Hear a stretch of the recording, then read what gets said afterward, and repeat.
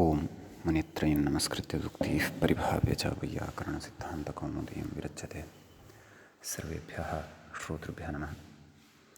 अस्माभिः गतपाठे यद्यत् पठितं तद् एकवारं स्मरामः। वयं वैयाकरणसिद्धान्तकौमुदी इत्याख्यस्य ग्रन्थस्य तत्र तद्धितेषु स्वार्थिकप्रकरणे भवामः। प्रकरणस्य अस्य अस्माकं क्रमे तत्र चतुर्थः पाठः गतपाठः प्रवृत्तः। अस्मिन् पाठे तत्र सर्वादौ वयं सूत्रं पठितवन्तः पूगान्यो ग्रामणी पूर्वात् इति। तत्र तस्य सूत्रस्य अर्थः अस्माभिः दृष्टः। किञ्च इतः तत्र इवार्थः यः भवति सः न सम्बध्यते इत्यपि उक्तं पठितं। तत्र उक्तं नानाजातीयाः अनियतवृत्तयः अर्थकामप्रधानाः सङ्घाः पूगाः भवन्ति। तद्वाचकात् स्वार्थे ञप्रत्ययः भवति इति अस्माभिः अर्थः दृष्टः। ततः लौहितध्वज्यः इति रूपं साधितं। ततः अपत्याधिकारे अस्मिन् प्रकरणे पठितम् एकं यत् सूत्रं तत्सूत्रम् अत्र प्रकरणानुरोधेन स्मृतं। तत्र अस्माभिः व्रातच्छ्भयोरस्त्रियाम् इति सूत्रं पठितमासीत्। तस्य सूत्रस्य उदाहरणं तु अत्र प्रदत्तं। तत्र व्रातः नाम व्रातस्य उदाहरणम् अस्माभिः दृष्टं कापोतपाक्यः इति। तदनन्तरं छ्भञ् प्रत्ययः अपि नाम छ्भञन्तादपि स्वार्थे ञप्रत्ययः भवति। अतः स्वार्थे ञप्रत्ययः तत्र छ्भञन्तात् दृष्टः नाम ञञ् प्रत्ययान्तम् उदाहरणं छ्भञ् प्रत्ययान्तात् अस्माभिः दृष्टम्। अर्थात् छ्भञ् प्रत्ययान्तात् ञयन्तम् उदाहरणं स्वार्थञयन्तम् उदाहरणं कौञ्जायन्यः बाध्नायन्यः इति रूपद्वयं तत्र अस्माभिः दृष्टं।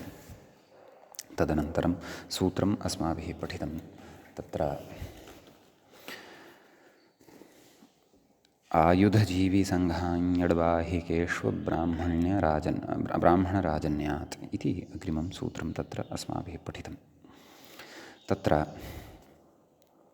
सूत्रस्य अर्थः दृष्टः बाहिकेषु यः आयुधजीविसङ्घवाचिनः एवं खलु। तस्मात् नाम तादृश आयुधजीविसङ्घवाचिनशब्दात् स्वार्थे ञट् इति प्रत्ययः भवति। ञट् इति तत्र क्षौद्रक्यः मालव्यः इति रूपद्वयं साधितं। स्त्रीलिङ्गे तु क्षौद्रकी इति रूपं तत्र पठितं। ततः तत्र प्रत्युदाहरणानि कानिचन दृष्टानि। आयुध इति किं मल्लाः, सङ्घ इति किं सम्राट्, वाहिकेषु इति किं शबराः, अब्राह्मण इति किं गोपालकाः इत्यादीनि इमानि उदाहरणानि दृष्टानि। सालङ्कायनाः इत्यपि तत्र उदाहरणं दृष्टं। ब्राह्मणः तद्विशेषग्रहणं भवति नाम ब्राह्मणे नाम ब्राह्मणशब्दात् ब्राह्मणवाचकाः शब्दाः अत्र गृह्यन्ते। राजन्यशब्दस्तु स्वरूपपर एव अत्र गृह्यते। अर्थात् राजन् शब्दस्य तु स्वकीयमेव रूपम् अत्र गृह्यते इति तत्र अस्माभिः पठितं। तदनन्तरं सूत्रम् अस्माभिः पठितं वृकाट्टेण्यण् इति। वृकशब्दात् टेण्यण् इति प्रत्ययः भवति। तत्र आयुधजीविसङ्घवाचकात् स्वार्थे। ततः तत्र अस्माभिः वृकशब्दात् टेण्यणि अर्थात् टेण्यण् इति प्रत्यये सति वार्केण्यः इति उदाहरणं तत्र साधितं। ततः तत्र प्रत्युदाहरणं दृष्टं। नाम आयुध इति किम् इति तत्र पृष्टं। नाम जातिविशेषात् यथा प्रत्ययः न स्यात् इति तत्र उक्तं सिद्धान्तः पठितः। तदनन्तरम् अस्माभिः सूत्रं पठितं दामन्यादित्रिगतषष्ठाच्छः इति। तस्य सूत्रस्य अर्थः तत्र दृष्टः। दामन्यादिभ्यः त्रिकर्तषष्ठेभ्यः च आयुधजीविसङ्घवाचिभ्यः स्वार्थे च प्रत्ययः स्यात्। नाम स्वार्थे च प्रत्ययः भवति। ततः त्रिगर्तः षष्ठः वर्गः येषां ते त्रिगर्तषष्ठाः इति उक्तं। नाम विग्रहमूले एव उक्तं। नाम त्रिगर्तषष्ठाः शब्दाः केचन वर्तन्ते। ते के वर्तन्ते तस्मिन् विषये तत्र एका कारिका अपि पठिता मूले एव। तत्र आहुस्त्रिगर्तषष्ठांस्तु कौण्डोपरथदाण्डकी कौष्टुकिर्जालमानिश्च ब्राह्मगुप्तोऽथ जालकिः इति एते अस्माभिः त्रिगर्ताः षट् त्रिगर्ताः तत्र नैव त्रिगर्तषष्ठाः तत्र पठिताः। यतः त्रिगर्तः अत्र षष्ठः भवति। कौण्डोपरतः दाण्डकिः क्रौष्टुकिः जालमानिः ब्राह्मगुप्तः जालकिः एते। जालकिः इति त्रिगर्त इत्यस्य एव नामान्तरं भवति इत्यपि दृष्टं। ततः दामनीयः दामनीयौ दामनयः इति इमानि उदाहरणानि तत्र दृष्टानि साधितानि। औलपि औलपीयः। ततः तत्र त्रिगर्तस्य उदाहरणं तत्र कौण्डोपरथीयः दाण्डकीयः इति रूपद्वयं तत्र पठितम्। अन्यानि अपि क्रौष्टुकीयः जालमानीयः ब्रह्मगुप्तीयः जालकीयः इत्यादीनि अपि उदाहरणानि तत्र व्याख्यायाम् अस्माभिः साधितानि। समीचीनम् इति एतावान् विषयः अस्माभिः गते पाठे पठितः। अयञ्च अस्माकं तत्र स्वार्थिकप्रकरणस्य अस्य चतुर्थः पाठः प्रवृत्तः। गतपाठस्य अन्ते अस्माभिः व्याख्यायाः पङ्क्तयः इत्थं पठिताः। कौण्डोरपथीय इति कौण्डोरपथशब्दात् स्वार्थे छः, दाण्डकीय इति दाण्डकीशब्दात् स्वार्थे छः, क्रौष्टुकीयः जालमानीयः, ब्राह्मगुप्तीयः जालकीयः इत्यप्युदाहार्यम् इति इमानि उदाहरणानि तत्र नाम इमाः पङ्क्तयः अथवा एषा पङ्क्तिः गतपाठस्य अन्ते अस्माभिः पठिता। एतावान् भागः तत्र गतपाठे अस्माभिः पठितः। अधुना तावत् तद्धितेषु स्वार्थिकप्रकरणस्यास्य अस्माकं क्रमे तत्र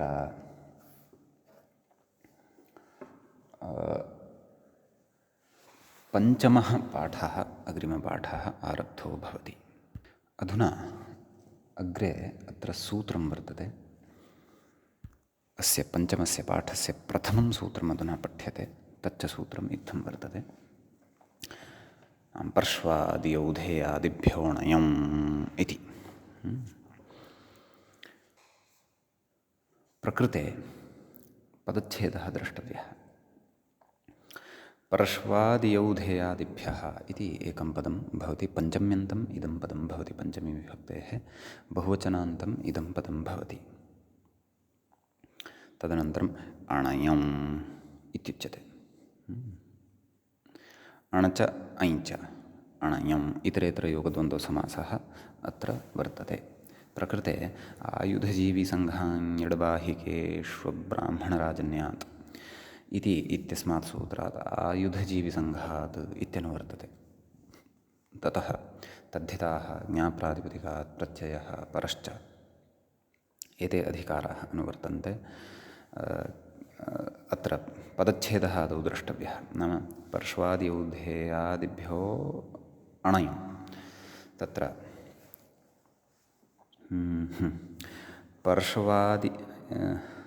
पर्ष्वादयश्च यौधेयादयश्च पर्ष्वादियौधेयादयः तेभ्यः पर्ष्वादियौधेयादिभ्यः इति तत्र उच्यते। अत्र नाम अस्य इतरेतरयोगद्वन्द्वस्य गर्भे बहुव्रीहिः भवति। बहुव्रीहिद्वयं भवति। बहुव्रीहियुगलं भवति। ट्विन् भवति बहु इतरेतरयोगद्वन्द्वस्य गर्भे यथा कस्याश्चित् मातुः गर्भे शिशुद्वयं भवति खलु तद्वदत्रापि इतरेतरयोग गर्भरूपिण्याः मातुः अन्तः बहुव्रीहिद्वयम् अस्ति। तत् किं पर्श्वादि इत्येकं यौधेयादि इति च अपरं समीचीनम्। अतः पर्शुः आदिः येषां ते पर्श्वादयः एवं खलु बहुव्रीहिः भवति। यौधेयः आदिः येषां ते यौधेयादयः सम्यक्।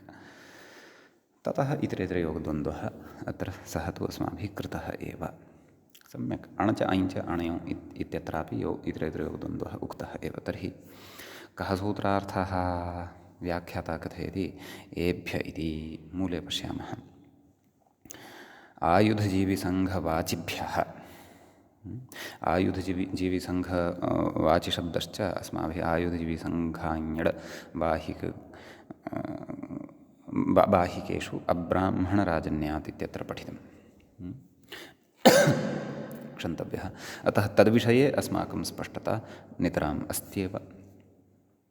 कथयति पर्श्वादिभ्यः यौधेयादिभ्यः च इत्यर्थः मूले। नाम पर्श्वादिगणे ये शब्दाः यौधेयादिगणे ये शब्दाः भवन्ति ते नाम तत्र आयुधजीविसङ्घवाचकत्वं यदा गम्यमानं भवति तेषां शब्दानां तदा तेभ्यः क्रमात् अणयो इति स्तः स्वार्थे। अत्र क्रमात् इति अर्थः कुतः आगतः इति चेत् यथासङ्ख्यमनुदेशः समानाम् इत्यतः अयं क्रमात् इति अर्थः आगतः। समीचीनं। ततः अग्रे अत्र उदाह्रियते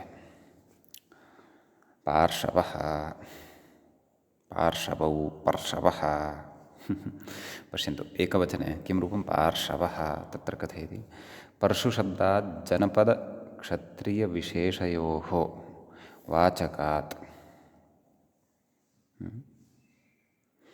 नाम तत्र जनपदवाचकत्वं क्षत्रियवाचकत्वमपि तद्वाचकात् अपत्येषु अर्थेषु अण् इति पूर्वं पठितमस्ति अस्माभिः। द्वयं मगधकलिङ्गसूरमसादण् इति पूर्वं पठितं वर्तते सम्यक्। एतस्मात् अण् इति प्रत्ययः भवति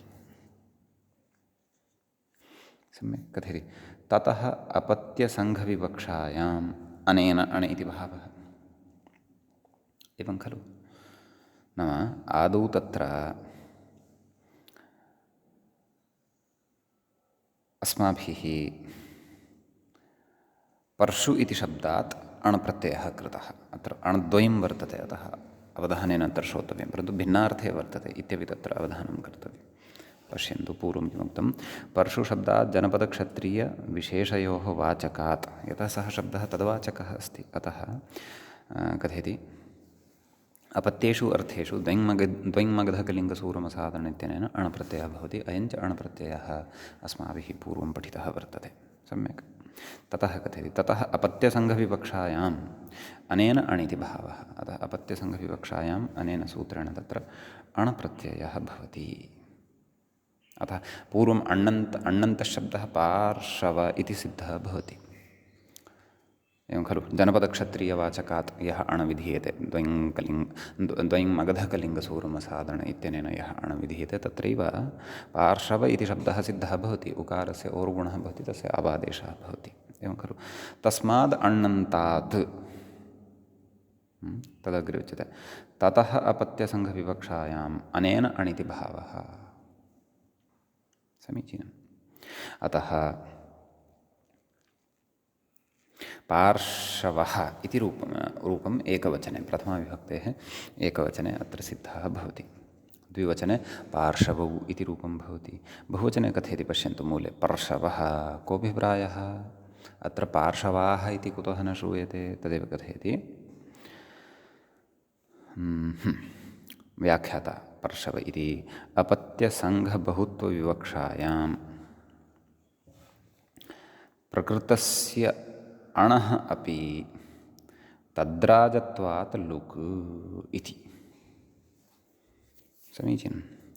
अपत्यसङ्घबहुत्वविवक्षायां नाम अपत्यसङ्घबहुत्वविवक्षायां तत्र यः अण् पूर्वं प्रवृत्तः वर्तते तस्य तद्राजत्वात् लुक् भवति इति। अपिकारेण किम् अस्ति अत्र एतद् अवगन्तव्यं वर्तते। अत्र रहस्यं वर्तते। प्रथमः अण् यः अस्ति सोऽपि तद्राजसंज्ञकः अस्ति। नाम अत्र अणद्वयं कृतमस्ति खलु। एकः अण् तु तत्र द्वयं मगधकलिङ्गसूरमसादण इत्यनेन विहितः अण् अस्ति। सः तद्राजसंज्ञकः अस्ति। भवन्तः स्मरेयुः ते तद्राजाः इति। तर्हि भवन्तः अत्र शङ्कां कुर्युः अस्तु तस्य तु बहुवचने लुक् स्यात्, परन्तु द्वितीयः यः अण् अधुना अत्र कृतः वर्तते केन तत्र परश्वादियौधेयादिभ्योऽणयुम् इत्यनेन यः अयम् अण् कृतः वर्तते सः अण् तु तत्र तन्नाम तद्राजसंज्ञकः नास्ति खलु, अतः तस्यापि बहुवचने लुक् कथम् इति चेत् न। तद्धितेषु एकत्र एव तद्राजसंज्ञकाः उक्ताः सन्ति इति नास्ति। तदेव अत्र सः विषयः एव आगमिष्यति अग्रे। कथयति पश्यन्तु। ज्ञादयस्तद्राजाः इति वक्ष्यमाणत्वादिति भावः। नाम प्रकृते वक्ष्यते। नाम एते ज्ञादयः ये वर्तन्ते एवं खलु। अस्माभिः इतः पठिताः खलु एतत् ञट् इति पठितः खलु। आयुधजीविसङ्घाञ्ञड् वाहिकेष्वब्राह्मणराजन्यात्। पश्यन्तु 1400-तमम् इदं सूत्रं वर्तते। अग्रे यदि पश्यन्ति भवन्तः 1900-तमं च सूत्रं वर्तते ज्ञादयस्तद्राजाः इति। समीचीनम्। अतः एतत् सूत्रम् अत्र अपि तद्राजसंज्ञां कथयति। समीचीनम्। अतः अत्र पञ्चमाध्यायस्य तृतीयपादे अपि तद्राजसंज्ञकाः प्रत्ययाः वर्तन्ते। अतः ज्ञादिषु अयमपि वर्तते। कः यः अण् सद्यः अधुनैव अस्माभिः पठितः वर्तते। समीचीनम्। अयमपि तत्र अण् वर्तते। अतः एषः अण् तत्र यः वर्तते सः अपि तद्राजसंज्ञकः एव अस्ति। अतः अस्यापि बहुत्वे लोपः भवति। नाम तत्र पर्शवः इत्येव रूपं भवति। तत्र पर्शु इति शब्दः एव तिष्ठति। पार्शवः पार्शवौ पर्शवः इत्येव च रूपं तत्र तिष्ठति। समीचीनम् इति विशेषः। अतः एव एतं विशेषम् अत्र पर्शवः इति बहुवचनस्य उदाहरणदानेन कथितवान्। यद्यपि अचिरेण अयं विशेषः पठिष्यते एव, अतः व्याख्यात्रा उक्तम् इति वक्ष्यमाणत्वादिति भावः। नाम अग्रे वक्ष्यते अतः। समीचीनम्। अग्रे अस्ति यौधेय इति। एवं खलु। तस्यापि तत्र यौधेयादिगणस्यापि रूपत्रयं क्रमशः दत्तं। यौधेयः यौधेयौ यौधेयाः। तदेव कथयति। युधा शब्दात् अपत्यर्थे द्यचः इत्यपि तत्र सूत्रं पठितमासीत् अस्माभिः। द्यचः नाम तदेव द्व्यङ्मगधकलिङ्गसूरमसादण इति ढक्। नैव एषः तु इदं भिन्नमेव सूत्रं। यद्यपि द्व्यङ्मगध इत्यापि आरम्भे तत्र द्व्यच् इति श्रूयते। एवं खलु। परन्तु ढक् विधायकं द्व्यचः इति सूत्रमपि पृथक् अस्माभिः पठितम् इति स्मर्तव्यं। क्व अपत्याधिकारे कथयति द्व्यचः इति ढक् तदन्तात् अपत्यसङ्घविवक्षायाम् अनेन ऐ। सम्यक् कथयति। ञित्वम् आद्युदात् तत्त्वफलकम्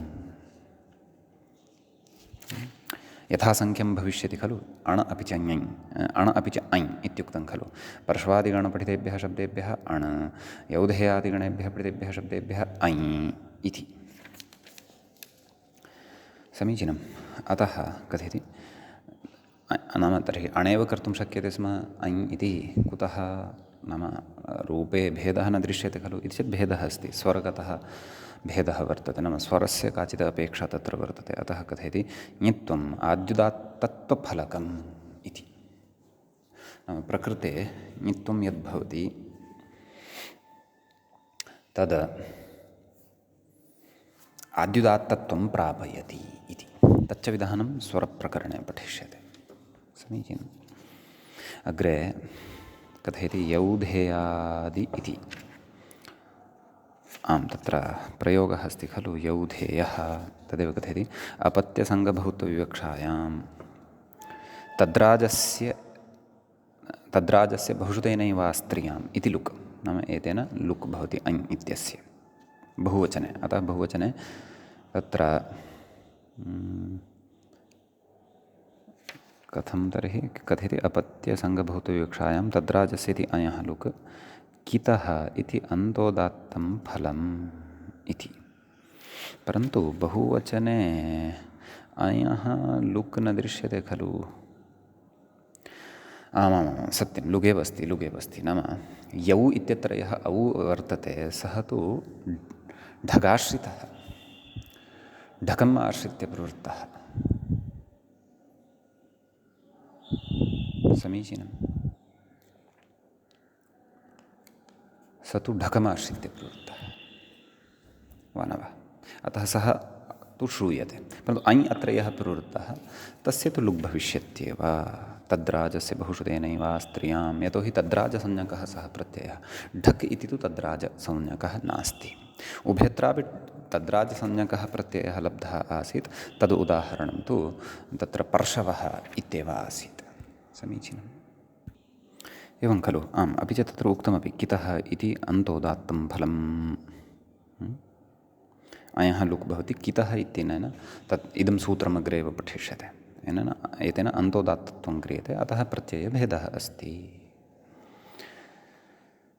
समीचीनम्। अस्तु, अग्रिमं वयं सूत्रं पठामः। अग्रे सूत्रं वर्तते अभीजिद्विदभृच्छालावच्छिखावच्छमीवदूर्णावच्छ्रुमदणो ञञ् इत्यस्ति।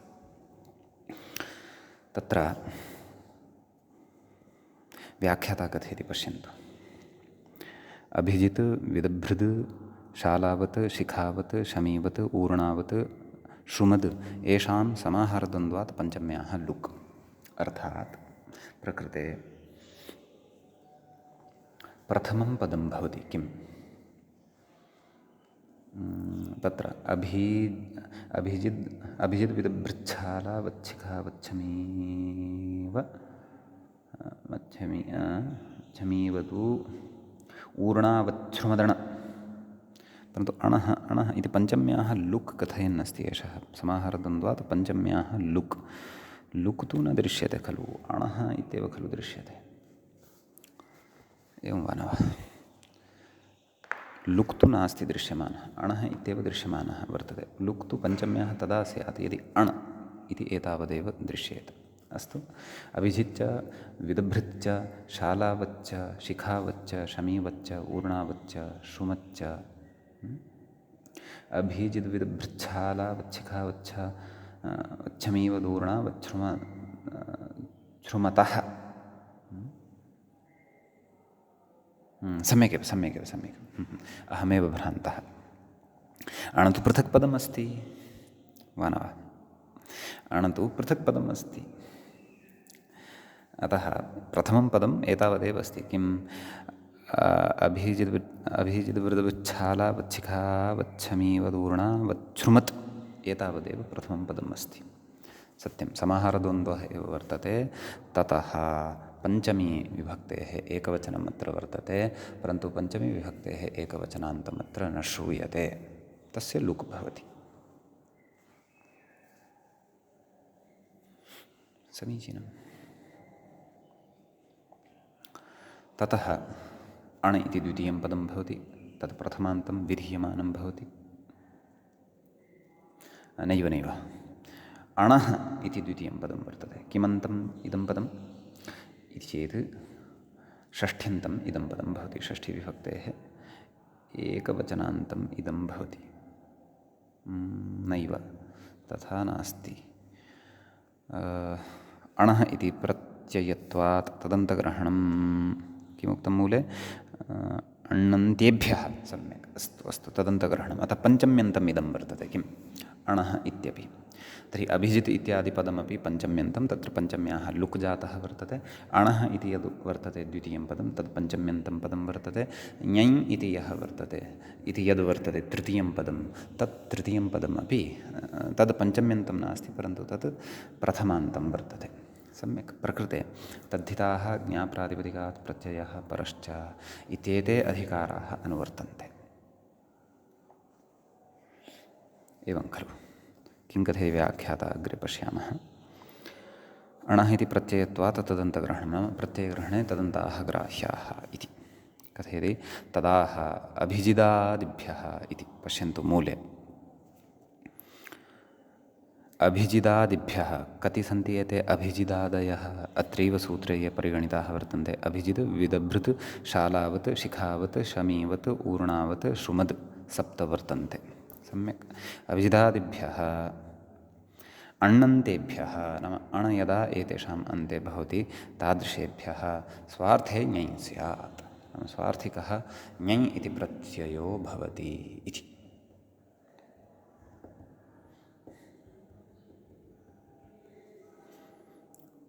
समीचीनम् इति अस्ति कश्चन विशेषः सूत्रार्थे व्याख्याता अग्रे कथयति अत्र आयुधजीविसङ्घादिति निवृत्तम् इति वृत्तिः वृत्तौ एवमुक्तं वर्तते नाम आयुधजीविसङ्घात् इत्यस्य अत्र अनुवर्तनं नास्ति तस्य निवर्तनम् एव वर्तते एवं खलु अतः तत्र उदाहरणं पश्यामः किमुक्तम् आभिजित्यः इति सूत्रार्थः दृष्टः खलु अभिजिदादिभ्यः अण्णन्तेभ्यः स्वार्थे ञञ् स्यात् इति तर्हि अभिजितः अपत्यम् आभिजित्यः इत्यस्ति कथयति अभिजितः अपत्यम् आभिजितः इति आदौ प्रयोगः साध्यते अपत्येण एवं खलु अपत्यार्थे अत्र अण भवति एवं किल तत्र तस्यापत्यं अतः अभिजित् अण अभिजित् आदिवृद्धिः आभिजित् आभिजित इति प्रत्ययः भवति अग्रे कथयति आभिजित एव आभिजित्यः नाम तस्मात् अण्णन्तात् स्वार्थे पुनः अत्र ञञ् इति प्रत्ययः भवति अतः आभिजित्यः इति प्रयोगः सिद्धः भवति आभिजित य पर्जन्यवल्लक्षणप्रवृत्ते आदिवृद्धिः तकारोत्तरवर्ती यः अकारः वर्तते तस्य लोपः भवति अतः आभिजित् य आभिजित्य ततः सुप्रत्ययः सस्यऋत्वविसर्गे सति आभिजित्यः इति प्रयोगः तत्र सिद्धः भवति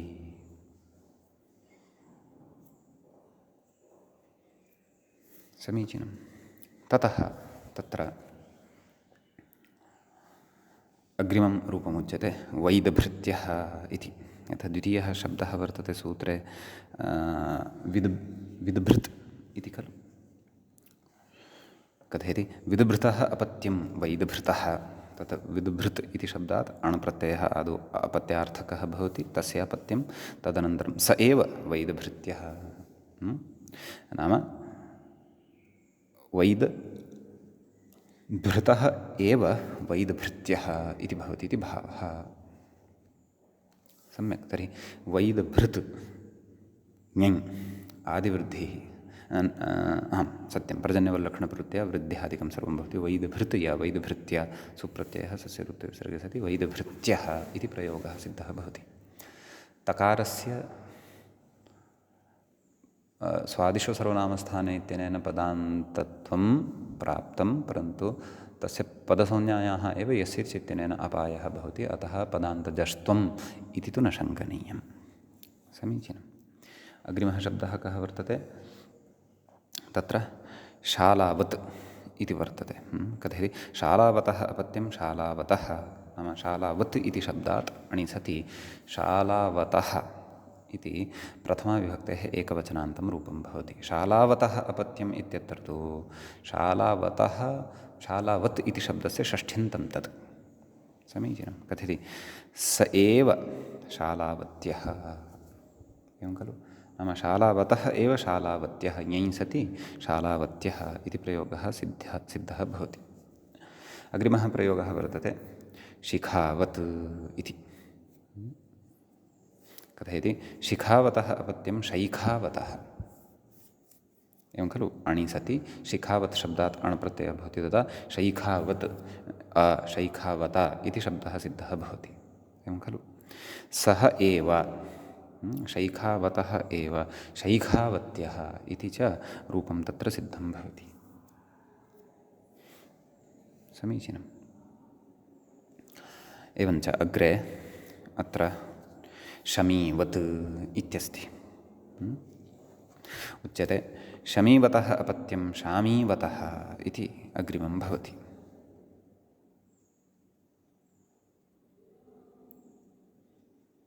समीचीनम्। अतः सः एव नाम शामीवतः एव शामीवत्यः किमपि नास्ति प्रकृतसूत्रेण ञञ् प्रत्ययः यथा अन्येषु उदाहरणेषु तद्वदत्रापि शामीवत्यः। सम्यक्। ऊर्णावत् इति शब्दः अस्ति अग्रे तत्र और्णावत्यः इति उदाहरणं भवति। कथयति व्याख्याता ऊर्णावतः अपत्यम् और्णावतः नाम तस्यापत्यमित्यनेन अणि सति और्णावतः इति रूपं सिद्धं भवति। सः एव और्णावत्यः नाम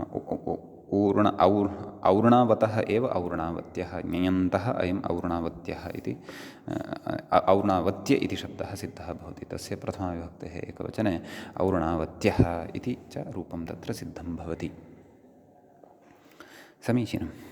ततः श्रौमत्यः इत्यस्ति अग्रे नाम श्रुमत् इति शब्दः अस्ति खलु अन्ते श्रुमतः अपत्यं वस्तुतः सः तकारान्तः शब्दः श्रुमतः अपत्यं श्रौमतः अणि सति नाम अपत्यार्थके अणि सति श्रौमतः श्रु इत्यस्य आदिवृद्धिः भवति इति वयं जानीमः श्रौमतः इति सिद्ध्यति। अग्रे तत्र उच्यते सः एव नाम श्रौमतः एव श्रौमत्यः तत्र ञञ् प्रत्ययः भवति ञयन्तत्वात् श्रौमत्यः इति प्रयोगः तत्र सिद्धः भवति। समीचीनम्। इति इमानि उदाहरणानि सन्ति। अग्रे कथयति व्याख्याता अत्र अभिजिदित्यादिशब्देषु ञयः स्वार्थिकतया नाम अत्र ञञ् प्रत्ययः यः वर्तते सः स्वार्थे खलु विहितः। कथयति स्वार्थिकतया गोत्रार्थकत्वात् नाम गोत्रार्थकत्वं भवति इति कृत्वा आभिजित्यस्य अपत्यम् इति विग्रहे एवं खलु गोत्रचरणाद्विञ् इति वुञ् आपत्यस्य च तद्धितेनाति इति यलोपे आभिजितिक इति भवति। अपत्यान्तेभ्यः एव अयं ञञ् तेन आभिजितो मुहूर्तः इति न ञञ् इति भाष्ये स्पष्टं नाम भाष्ये उक्तः कश्चन विचारः वर्तते एवं खलु नाम आभिजित्येत्यादयः शब्दाः साधिताः खलु तत्र ञञ् प्रत्ययः वर्तते सः स्वार्थे वर्तते तर्हि तत्र कथयन्नस्ति व्याख्याता स्वार्थिकतया गोत्रार्थकत्वात् नाम अपत्यार्थकत्वात् आभिजित्यस्य अयम् इति यदा अर्थः विवक्षणीयः भवति आभिजित्यस्य अयम् इति विग्रहे गोत्रचरणाद्वुञ् इति कथयति इति वुञ् नाम वुञ् प्रत्यये परतः आपत्यस्य च तद्धितेनाति तेन यकारस्य लोपः भवति आभिजित्य इत्यत्र यः यकारः वर्तते तस्य लोपः भवति ततः आभिजितका इति भवति नाम इति रूपम् अत्र लभ्यते। अग्रे उच्यते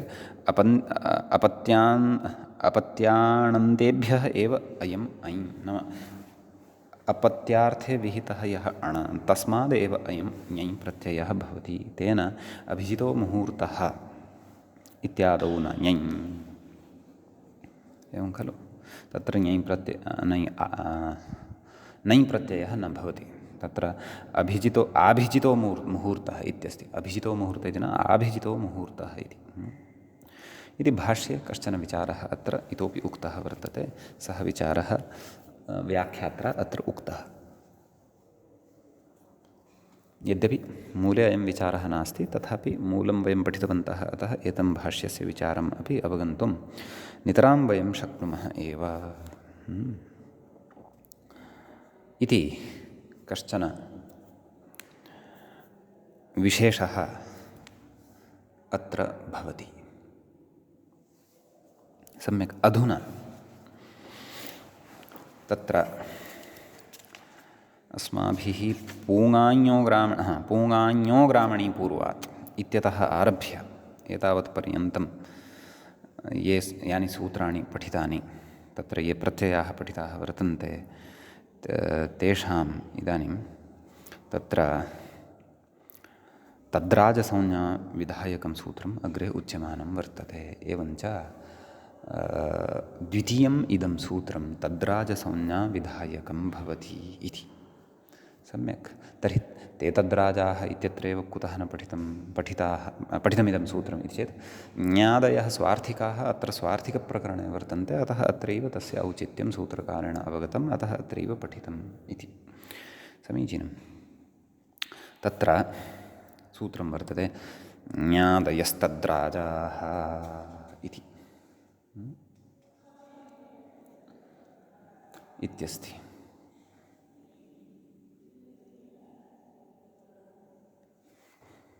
वनव सूत्रे द्वे पदे स्तः ज्ञादयः इति एकं पदं प्रथमान्तं भवति, प्रथमाविभक्तेः एकवचनान्तं भवति। तद्राजाः इति द्वितीयं पदं भवति, प्रथमाविभक्तेः बहुवचनान्तम् इदं भवति। कथं विग्रहः कर्तव्यः? ज्ञादयः, क्षन्तव्यः, ज्ञः आदिः येषां ते ज्ञादयः, ते अस्माभिः पठिताः एव। नाम पूगाञ्ञो ग्रामणीपूर्वात् इत्यतः आरभ्य अभिजितछालावच्छिका इत्यादिना यः ज्ञञ् विहितः एतावत्पर्यन्तः। ज्ञ इत्यनेन एतेषां तद्राजानाम् आरम्भः भवति, ज्ञञ् इत्यनेन च अत्र समापनं भवति। सम्यक्।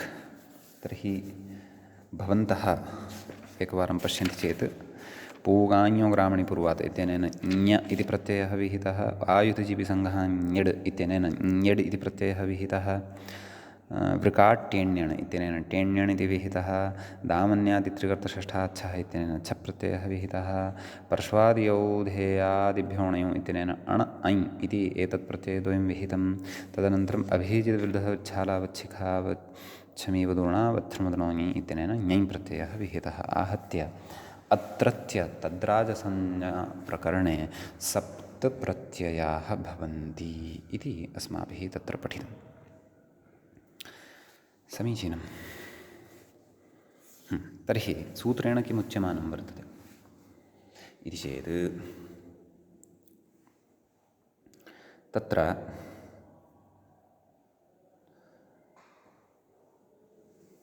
एते ये ज्ञादयः प्रत्ययाः पठिताः एतेषां तद्राजसंज्ञा भवति इति व्याख्याता कथयति। लोहितध्वजा इति नाम क्रमशः उदाहरणानि अस्य सूत्रस्य कथयन्नस्ति। ज्ञादयस्तद्राजाः इत्यनेन तद्राजस्य तत्र फलं किम् इति चेत् तद्राजस्य बहुश्रुतेनैव स्त्रियाम् इत्यनेन सूत्रेण बहुवचने तद्राजसंज्ञकस्य लोपः फलं भवति। समीचीनं। पश्यामः। लोहितध्वजा इति मूले किमुक्तम्? आदौ मूले सूत्रार्थः उक्तः खलु। कथं? पूङाञ्ञः इत्यारभ्य उक्ताः एतत् संज्ञाः स्युः। समीचीनं। तेन अस्त्रियां बहुषु लुक् इति। वा न वा? बहुवचने अस्त्रियाञ्च लुक् भवति इति भावः। लोहितध्वजाः एवं खलु कथयति। पूगाञ्ञो ग्रामणीपूर्वात् व्याख्यातारं पश्यन्तु इति विहितस्य ञस्य तद्राजत्वात् बहुत्वे लुक् एवं खलु। एकवचने तु लौहितध्वज्यः, द्विवचने लौहितध्वज्यौ एवं खलु बहुवचने तु तावत् लोहितध्वजाः इत्येव रूपम् अत्र कुतः यतः तद्राजसंज्ञकस्य अस्य बहुत्वे लुक् भवति इति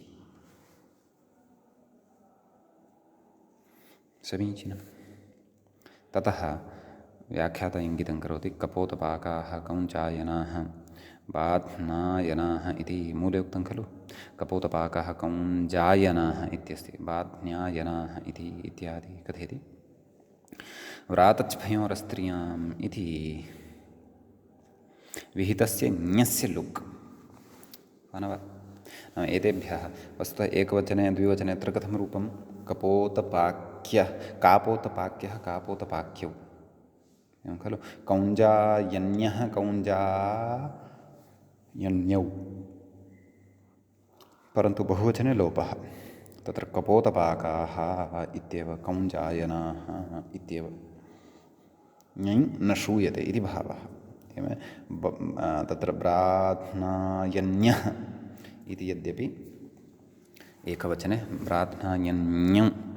ब्राध्नायन्यौ इति द्विवचने भवति अर्थात् तत्र ञयः श्रवणं भवति परन्तु अत्र बहुवचने ब्राध्नायनाः इति प्रयोगः भवति अर्थात् तद्राजसंज्ञकस्य ञै इत्यस्य लोपः भवति इति भावः अग्रे उक्तवान् इत्यादि शब्देन नाम तत्र अन्यैः नाम पूङायो ग्रामणि पूर्वात् व्रातच्फयोरस्त्रियाम् इति सूत्रात् अनन्तरं यानि सूत्राणि तत्र अभिजिद्विच्छाला इत्यादि सूत्रं यावत् यानि पठितानि तैः च विहिताः ये तद्राजसंज्ञकाः प्रत्ययाः तेषां प्रत्ययानां तत्र लुक् भवति इति भावः बहुत्वे विवक्षिते अतः तानि अपि उदाहरणानि व्याख्याता क्रमशः कथयन्नस्ति किं क्षौद्रक्यः क्षौद्रक्यौ क्षुद्रकाः कथयति आयुधजीवितः ञटो लुक् इति एवं खलु आयुधजीवीति तत्र आयुधजीविसङ्गः ञड्बाहिकेष्व ब्राह्मण्यराजन्यात् एवं खलु तत्र क्षौद्रक्यः इति उदाहरणं पठितम् एकवचने तत्र ञट् इति श्रूयमाणः वर्तते द्विवचने क्षौद्रक्यौ इत्यत्रापि ञट् श्रूयमाणः वर्तते परन्तु क्षुद्रकाः इत्यत्र सः ञट् तद्राजसंज्ञकः अस्ति इति कृत्वा तस्य तद्राजसंज्ञकस्य लोपः एव भवति एवं खलु अग्रे कथयति आयुधजीवीति ञटो लुक् एवं खलु तेन सूत्रेण ञटः अत्र लुक् भवति एवं किल ततः कथयति अग्रे वार्केण्यः वार्केण्यौ वृकाः कथयति वृकाट्येण्यणो लुक् नाम एकवचने द्विवचने न बहुवचने बहुत्वे विवक्षिते एव तत्र एकवचने तु टेण्यण श्रूयते एव वार्केण्यः द्विवचने अपि सः श्रूयते एव वार्केण्यौ बहुवचने तु तस्य टेण्यणः लुक् भवति कुतः सः तद्राजसंज्ञकः वर्तते अतः तत्र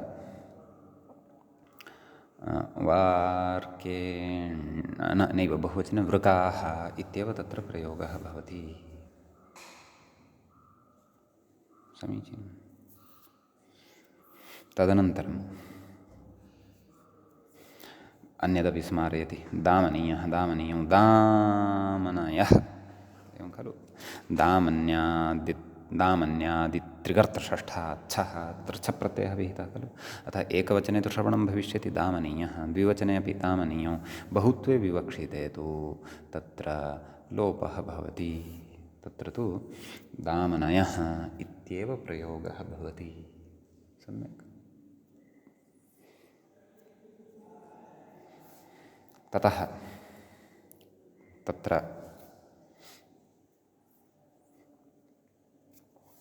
अग्रे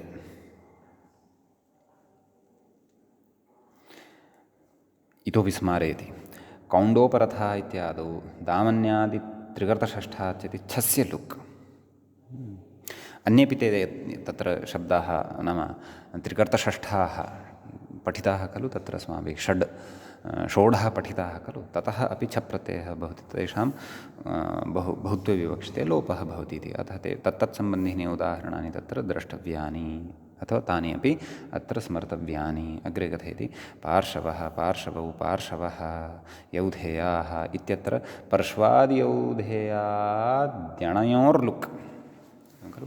अर्थात् पार्शवः, पार्शवौ इति एकवचने द्विवचने तु अणप्रत्ययस्य श्रवणं भवति, परन्तु बहुवचने न भवति। पर्शवः तच्च अस्माभिः पठितमेव। एवमेव तत्र यौधेयः, यौधेयौ इत्यत्र तु श्रवणं भवति, तस्य अयः, परन्तु बहुवचने न भवति, तत्र यौधेयाः इति भवति। यद्यपि द्रष्टुं बहुवचने रूपभेदः नास्ति, यतः ढगाश्रितः ढकि कित् वर्णः यः वर्तते ककारः, तदाश्रितः प्रकृते तत्र औकारः तिष्ठत्येव इति। परन्तु यः ऐ इति अस्ति तस्य तु लुक् भवति।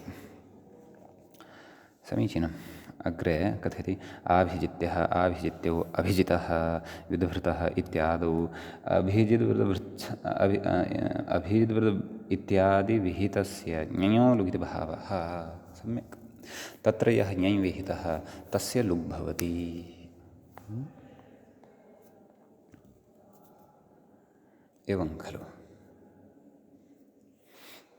अतः यञ् लुकि सति तत्र आभिजित्यः, आभिजित्यौ इति एकवचने द्विवचने तु ञः श्रवणं भविष्यत्येव, परन्तु बहुवचने तावत् अभिजितः इत्येव प्रयोगः भविष्यति। एवमेव वैदभृत्यः, वैदभृत्यौ, परन्तु बहुवचने तु तस्य लुकि सति विदभृतः इत्येव प्रयोगः तत्र भविष्यति। ज्ञादयस्तद्राजाः इत्यनेन तद्राजसंज्ञायाः कारणात् तद्राजस्य बहुषु तेनैव स्त्रियाम् इत्यनेन बहुषु तद्राजसंज्ञकस्य प्रत्ययस्य लुकः कारणात्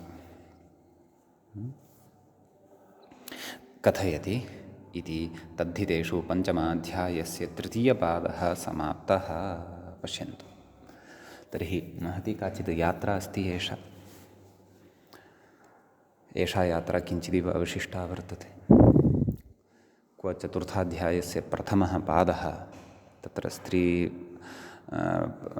प्रत्ययविधायकानि सूत्राणि विहाय, एवं खलु। ततः आरभ्य एतावत् पर्यन्तं तत्र अस्माभिः समग्रः चतुर्थोऽध्यायः, पञ्चमाध्यायस्य च त्रयः पादाः।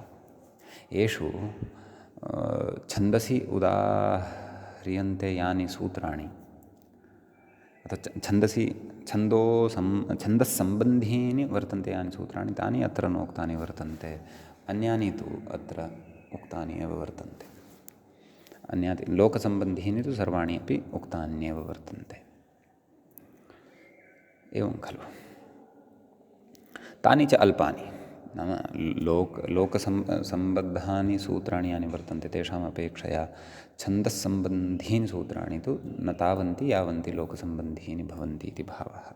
यद्यपि लोकसम्बन्धीनि वेदसम्बन्धीनि न भवन्ति इति नास्ति, तानि वेदसम्बन्धीनि भवन्ति, परन्तु वेदसम्बन्धीनि यानि भवन्ति तानि लोके न व्यवह्रियन्ते अथवा लोकसम्बन्धीनि न भवन्ति इति व्यत्यासं तु वयं जानीमः एव। यतोहि लोके व्यवह्रियमाणाः शब्दाः वेदे अपि सन्ति, परन्तु केचन शब्दाः विशिष्टाः ते वेदे एव सन्ति, लोके न सन्ति, लोके न व्यवह्रियन्ते। लोके अपि सन्ति, नाम सत्तया लोके सन्ति, व्यवहारदृष्ट्या लोके न सन्ति इति भावः। समीचीनम्। इति पञ्चमाध्यायस्य तृतीयः एषः पाठः तत्र सम्पन्नतां गतः। क्षन्तव्यः, पञ्चमाध्यायस्य तृतीयः एषः पादः सम्पन्नतां गतः, न तु अस्माकं पाठः। अस्माकं पाठः तु प्रचलन् अस्ति। तत्र अग्रे उच्यते अथ पञ्चमाध्यायस्य चतुर्थपादप्रारम्भः। पञ्चमाध्यायस्य चतुर्थस्य पादस्य इदानीम् आरम्भः भवति इति।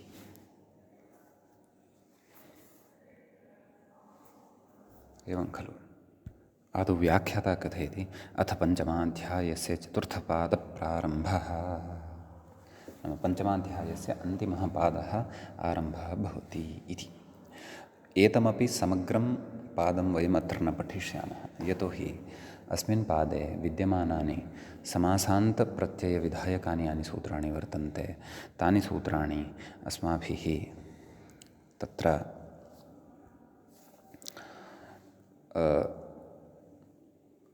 प्रकरणान्तरेषु पठितानि वर्तन्ते। समासेषु महान् भागः समासान्तसूत्राणां पठितः वर्तते, यतोहि तत्तत् समासे तत्तत् समासान्तप्रत्ययः अस्माभिः दृष्टः वर्तते। तथापि समासान्तेतरसूत्राणि यानि वर्तन्ते तेषां तु पठनं वयम् अत्र नूनमेव करिष्यामः। पादशतस्य सङ्ख्यादेर्वीप्सायां लोपश्च, एवं खलु।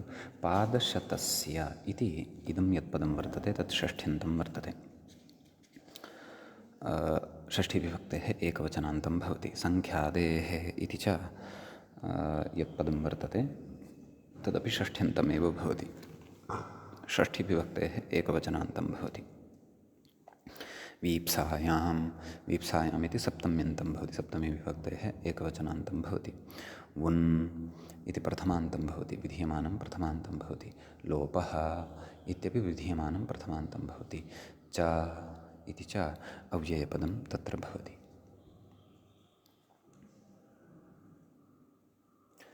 समीचीनं। प्रकृते विग्रहः द्रष्टव्यः। पादश्च शतञ्च, पादशतं समाहारद्वन्द्वसमासः भवति तस्य पादशतस्य। सङ्ख्यादेः इत्यत्रापि समासः विग्रहः द्रष्टव्यः। सङ्ख्या आदिः यस्य सः सङ्ख्यादिः तस्य सङ्ख्यादेः। समीचीनं। बहुव्रीहिः अत्र समासः भवति। तद्धिताः ज्ञाप्रातिपदिकात् प्रत्ययः परश्च, एते अधिकाराः अत्र लभ्यन्ते। समीचीनं। ततः तत्र व्याख्याता किं कथयति इति पश्यामः। पादश्च शतञ्च इति समाहारद्वन्द्वात् लोपापेक्षया षष्ठी, एवं खलु। नाम पादशतस्य नाम लोपापेक्षया षष्ठी, आम्, अर्थात् लोपस्य अपेक्षया षष्ठी। एवम् अत्र रहस्यं वर्तते व्याख्यातुः वचने। लोपस्य अपेक्षया षष्ठी अर्थात् षष्ठी वर्तते, अतः तस्य लोपः भविष्यति। नाम लोपः इति पदमपि सूत्रे एव वर्तते खलु। पादशतस्य सङ्ख्यादेः वीप्सायां लोपश्च, नाम लोपः आदेशः भविष्यति अस्य षष्ठ्यन्तस्य, षष्ठीनिर्दिष्टस्य, कस्य, पादस्य शतस्य इत्यस्य च इति भावः। सम्यक्। अग्रे कथयति वुन् प्रत्ययापेक्षया तु सा पञ्चम्यर्थे। नाम वुन् भवति तदा तु तत्र या षष्ठी वर्तते पादशतस्य, तस्याः षष्ठ्याः अर्थः षष्ठ्यर्थः न, परन्तु पञ्चम्यर्थः। षष्ठ्यर्थः कः? पादशब्दस्य स्थाने शतशब्दस्य स्थाने। पञ्चम्यर्थः कः? पाद इति शब्दात् शत इति शब्दात् च इति अत्र व्याख्यानं कर्तव्यम्। एवं रीत्या अत्र व्याख्यातव्यम्। कथयति वुन् प्रत्ययापेक्षया तु सा पञ्चम्यर्थे, वुन् प्रत्ययापेक्षया तु पञ्चम्यर्थे सा भवति इति। समीचीनम्। ततः अग्रे कथयति सङ्ख्यावाचकशब्दपूर्वकात्, नाम सूत्रार्थः उच्यमानः वर्तते। शब्दपूर्वकात् पादशब्दात् शतशब्दाच्च, अर्थात् पादशब्दः अपेक्षितः कीदृशः अपेक्षितः? यदा तस्य पूर्वपदं सङ्ख्यावाचकं भवति। शतशब्दः अपेक्षितः कीदृशः अपेक्षितः? यदा तस्मात् पूर्वं सङ्ख्यावाचकः शब्दः भवति। वीप्सा विशिष्टार्थवृत्तेः, नाम वीप्सा तत्र गम्यमाना स्यात्, एवं खलु। सामान्येन तत्र यत्र द्वित्वं कुर्मः तत्र वीप्सा भवति। यद्यपि वीप्सा इत्यस्य अर्थः अस्माभिः पारिभाषिकः अर्थः किञ्चित् श्रुतः आसीत्, तत्र लक्षणेऽथं भूताख्यानभागवीप्सासु प्रतिपर्यनवः इत्यत्र अचिरेण द्विरुक्तप्रकरणे अग्रे नित्यवीप्सयोः इत्यत्र वीप्साशब्दः अपि व्याख्यास्यते। समीचीनं। तर्हि तत्र कथयति नाम सः सङ्ख्यावाचकशब्दपूर्वः पादशब्दः, सङ्ख्यावाचकशब्दपूर्वः शतशब्दश्च वीप्साविशिष्टार्थवृत्तिः भवेत्। नाम वीप्सार्थः तत्र अपेक्षितः भवति। वीप्सार्थत्वं तस्य वीप्सार्थे तस्य प्रयोगः जायमानः स्यात्। कथयति वुन् प्रत्ययः स्यात्। वुन् इति प्रत्ययः भवति आभ्यां द्वाभ्यां शब्दाभ्याम्। अपि च किं स्यात् प्रकृतेः अन्त्यस्य लोपश्च इत्यर्थः। समीचीनम्। अतः प्रकृतेः अन्त्यः यः भवति तस्य च लोपः भवति इति। नाम संख्यावाचकपूर्वपदः लोपशब्दः तस्य लोपः भविष्यति, क्षन्तव्यः पादशब्दः तस्य लोपः भविष्यति, तादृशस्य एव शत इत्यस्यापि लोपः भविष्यति इति अर्थः। विशेषस्तु उदाहरणेषु स्पष्टः भविष्यति। सद्यः सूत्रार्थः एवं सामान्येन बुद्धौ स्थापनीयः। ततः अग्रे कथयति ननु पुनः अकादेशे अग्रे कथयति खलु। नाम उन् यः वर्तते तस्य अकादेशे सति ऊस्थाने अकादेशः भवति। अकादेशे सति यस्येति च इत्येव लोपसिद्धेः इह, नाम यस्येति च इत्यनेन अत्र लोपसिद्धिः भवति इति कृत्वा अत्र लोपविधिर्व्यर्थः। यतोहि समग्रस्य पादशब्दस्य लोपः नापेक्षितः। तत्तु अलोन्त्यस्य इति परिभाषया अन्त्यस्य एव भविष्यति। पाद इत्यत्र यः अकारः वर्तते तस्य एव लोपः अत्र विवक्षितः। एवमेव शत इत्यत्रापि शत इत्यत्र तकारात् परतः यः अकारः वर्तते तस्य एव लोपः विवक्षितः। एवं खलु कथयति ननु पुनः अकादेशे सति यस्येति च इत्येव लोपसिद्धेः इह लोपविधिर्व्यर्थः। नाम लोपविधिः तर्हि कुतः उच्यमानः वर्तते इत्यत आह। अतः कथयति किं कथयति लोपवचनम् अनैमित्तिकत्वार्थम् इति। मूले उक्तं खलु लोपवचनं यद् वर्तते तद्वचनम् अनैमित्तिकत्वार्थं वर्तते, नैमित्तिकत्वार्थं नास्ति। कः अर्थः इति चेत् कथयति यस्येति च इति लोपस्य परनिमित्तकतया तस्य अचः परस्मिन् पूर्वविधौ इति स्थानिवत्वात् पादः पतिति पदादेशो न स्यात्। पश्यन्तु क्व सम्बन्धः वर्तते। एवं खलु यस्येति च इति तु परनिमित्तत्वम् अपेक्षते वा न वा। यस्येति च इति सूत्रं परनिमित्तत्वम् अपेक्षते। परन्तु एतेन यदि साक्षात् लोपः क्रियते तर्हि तत्र नाम एतेन यः लोपः क्रियमाणः अस्ति सः लोपः परनिमित्तत्वं नापेक्षते। तस्य कृते कस्यापि अपेक्षा नास्ति, आवश्यकता नास्ति। किमर्थं परनिमित्तत्वं नापेक्षितम्? अचः परस्मिन् पूर्वविधौ इत्यनेन स्थानिवद्भावः यथा न स्यात्। स्थानिवद्भावे सति का पत्तिः इति चेत् पाद इत्यस्य स्थाने पदादेशः भविष्यति। अपेक्षितं यद्रूपं वर्तते तन्न सेत्स्यति।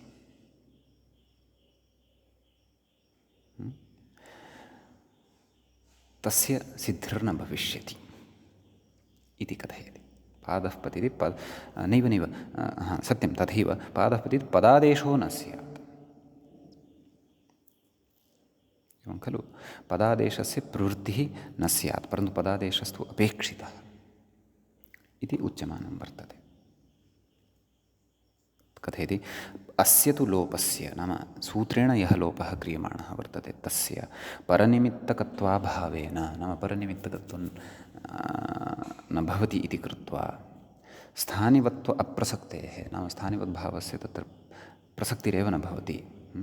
पद्भावः निर्बाधः इति भावः। पद्भावः निर्बाधः भवति इति।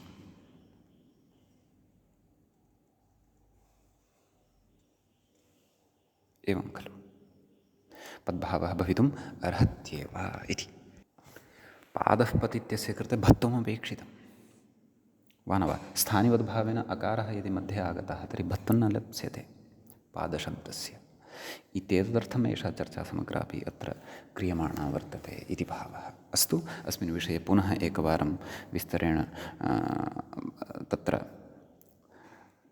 प्रतिपादयन्तः अग्रे वयं गमिष्यामः। अस्य तु लोपस्य इत्यतः आरभ्य पुनः वयम् एकवारं पठिष्यामः। अद्यतनपाठः तावत् अत्रैव उपसंह्रियते। अत्रैव मङ्गलं कुर्मः।